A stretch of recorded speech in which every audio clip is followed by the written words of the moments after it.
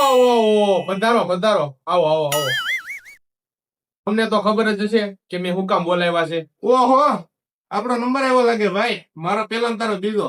સાહેબ એવું છે ને? અરે સાહેબ એ હું તમારી તકલીફ લેવાની હતી.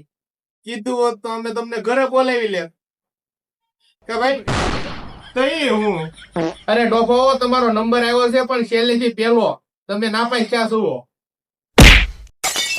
હો બને કોઈ દિવસ સાહેબ અમે બે હારે વાંચવા લાતા હો. હા અમે તો હારે લખતા ને હારે વાંચતા હોય જાય. હારે લખતા ને હારે વાંચતા હોત ને તો તમે અત્યારે 5 હોત. ફેલ નો કરો, મારે પાયલોટ બનવાનું છે.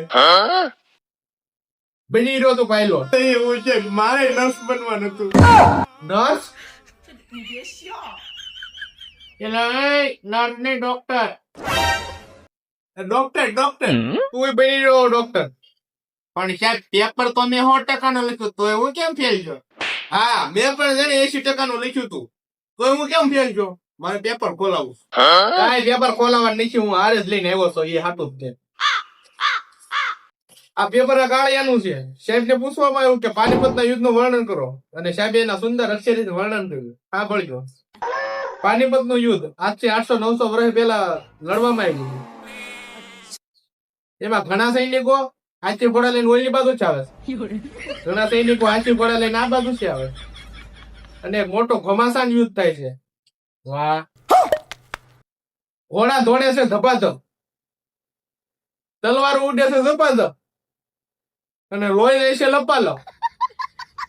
અને આ બધું થાય છે જ્યાં એક યુદ્ધમાં ધોધમાર વરસાદ થાય છે અને યુદ્ધમાં એક મહાન સૈનિક હોય છે, મહાન યોદ્ધા હોય છે, એનું નામ પત હોય છે.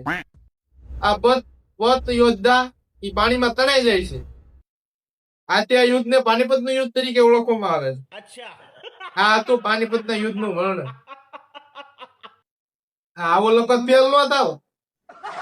આ પેપર શંભુ નું છે. શંભુએ તો બહુ સારું લખ્યું છે. Thank you sir. પૂછવામાં આવ્યું કે ન્યૂટન વિશે લખો. સાહેબે લખ્યું કે ન્યૂટન એ કોઈ રોબોટ નહીં પણ એક સારો માણસ હતો. એનો ખાલી એક જ શોખ હતો કે સારી વસ્તુને બગાડી નહીં.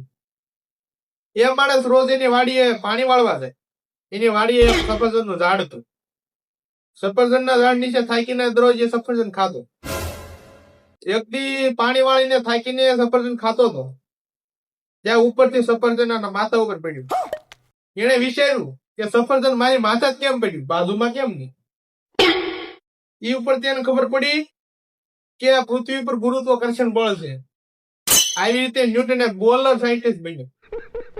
આ બધું લોકો તો તમે ફેલ ન થાવ. હા સાહેબ તમને ગમે એમ કરીને પાસ કરી જો. અમે પ્રિન્સિપલ સાહેબ માં જાવ. એ પ્રિન્સિપલ ની મને ધમકી આપશો. એ ટકલા પાસે એમ ટકલા ની મને ધમકી આપશો. એ ટકલા નું આવડે છે. એ અભણ ને ના બેડો એટલે તમારા જેવા આયા છે. બાકી મને બેડો હોત ને તો તમારે જેવા ગરીબ ના બહાર કાઢીને કેવો ઘરે બેડ દીધા હો. એ પ્રિન્સિપલ ની મને ધમકી આપશો. એ ટકલા પાસે એમ ટકલા ની મને ધમકી આપશો. ના સાહેબ પ્રશ્ન પૂછો, તમે પૂછો પ્રશ્ન. ના ના એ રેવા જો નહીં. ના ના રેવા જો નહીં. એલા હાલો હું તને પાસ કરી દઉં. પાસ જો 70 માંથી હો પાસ તમે નો બાલી જાય તો માથે ચડી જાય. હાલ ભાઈ હવે ઘરે પેંડા આપડા માટી જઈએ મોહલ્લામાં. હાલ હાલ લે હાલ હાલ.